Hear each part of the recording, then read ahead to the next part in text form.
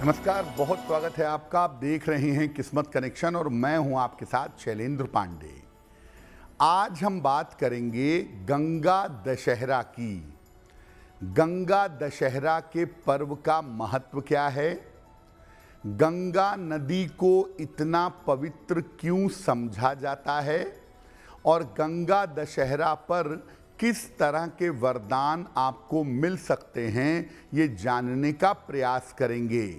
देखिए, हिंदू सनातन परंपरा में हम प्रकृति की उपासना करते हैं क्योंकि हम जानते हैं कि नदियाँ, पर्वत, वृक्ष ये सब हमारे अस्तित्व के लिए ज़रूरी है। इसी क्रम में हम नदियों की उपासना भी करते हैं और भारतवर्ष में सबसे ज़्यादा पवित्र नदी गंगा मानी जाती है। तो आखिर गंगा कौन है? देखिए, गंगा भारत में बहने वाली एक नदी है। ये उत्तराखंड के गंगोत्री से निकलती है और भारतवर्ष के कई महत्वपूर्ण स्थानों से हो करके गुजरती है। हिंदू धर्म में गंगा नदी को सबसे ज़्यादा पवित्र या अत्यंत पवित्र माना जाता है और गंगा को नदी नहीं कहते, गंगा को गंगा माँ या माता गंगा कहा जाता है। हिंदू धर्म में इन्हें माता का स्थान प्राप्त है। ऐसा माना जाता है कि गंगा का जल जीवन में पुण्य देता है और पापों का नाश करता है। गंगा नदी में स्नान करने से, गंगा के संपर्क में आने से लोगों की मान्यता है कि पापों का नाश होता है और व्यक्ति को जीवन में पुण्य की प्राप्ति होती है। तो गंगा केवल एक नदी नहीं है, इसके अंदर पवित्रता की, धर्म की तमाम भावनाएं छिपी हुई हैं और गंगा जल हम सब के लिए सदियों से पवित्रता का और धर्म का प्रतीक रहा है। अब जानते हैं कि गंगा दशहरा का पर्व क्या है और गंगा दशहरा के पर्व की महिमा क्या है। देखिए, गंगा दशहरा का पर्व मनाया जाता है ज्येष्ठ शुक्ल पक्ष की दशमी तिथि को।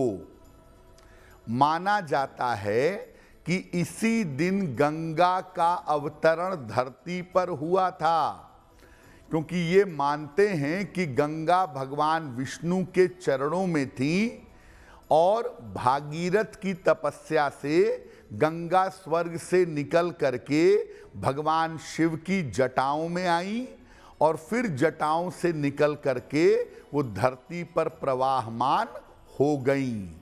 तो ऐसा माना जाता है कि गंगा दशहरा के दिन ही गंगा का अवतरण धरती पर हुआ था। गंगा दशहरा पर गंगा स्नान करना, गंगा जल का प्रयोग करना और दान करना विशेष लाभकारी होता है।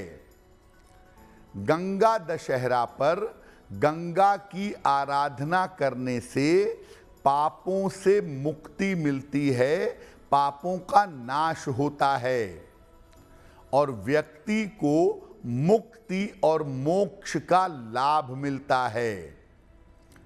इस बार गंगा दशहरा का जो पर्व है वो 16 जून को पूरे देश दुनिया में मनाया जाएगा।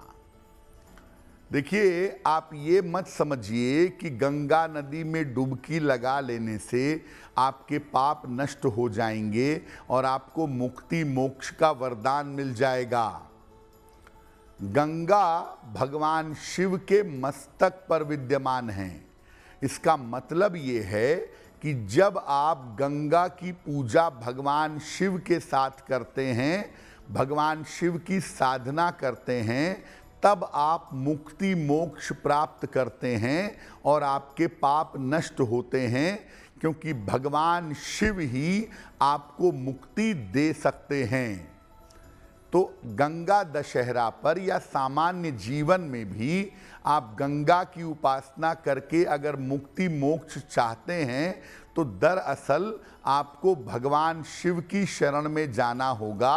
और जब आप भगवान शिव की शरण में जाएंगे गंगा का स्मरण करते हुए, तब आपका कल्याण अवश्य होगा।